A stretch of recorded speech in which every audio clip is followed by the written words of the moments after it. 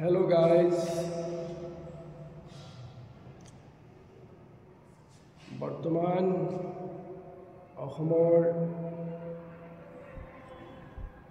বা ভাৰতবৰ্ষত যিসকল মুছলমান ধৰ্মাৱলম্বী লোক বসবাস কৰি আছে যে ভাৰতীয়ৰ নতুন সংজ্ঞা এতিয়া আৱিষ্কাৰ হ'ল।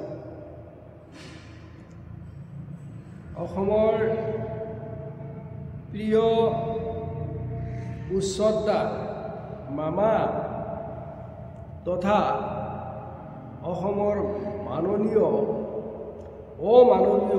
মুখ্যমন্ত্ৰী ডক্টৰ হিমন্ত বিশ্ব শৰ্মা ডাঙৰীয়াদেৱে ভাৰতীয় আৰু বাংলাদেশী সংজ্ঞা দাঙি ধৰিছে।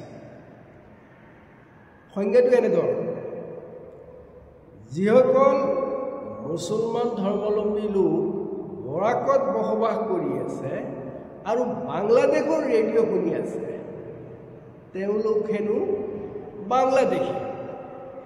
আকৌ যিসকল নেকি বৰাকত বসবাস কৰি আছে আৰু ভাৰতীয় ৰেডিঅ' শুনি আছে তেওঁলোক হেনো ভাৰতীয়। এতিয়া আপোনালোকেও সাৱধান হ'ব, কোনোবাই যদি ইৰাণ তেহৰানৰ নিউজ শুনি আছে তেতিয়াহ'লে আপোনালোক তাৰো বাসিন্দা হৈ যাব। এতিয়া আহক বলক, আমিতো এটা কথা কৈ আছো যে যি মুছলমানে ভাৰতক নিজৰ দেশ বুলি ভাবে তেওঁতো আমাৰ লগত আছে। প্ৰব্লেমটো হৈছে যে ভাৰতৰ কানুন, ভাৰতৰ সংস্কৃতি গোটেইবিলাক মানিব লাগিব, তেতিয়াহ'লেতো কোনো প্ৰব্লেম নাই।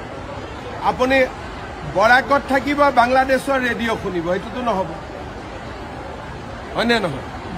গতিকে বৰাকত থাকিব, ভাৰতৰ ৰেডিঅ' শুনক, আপুনি ভাৰতীয়।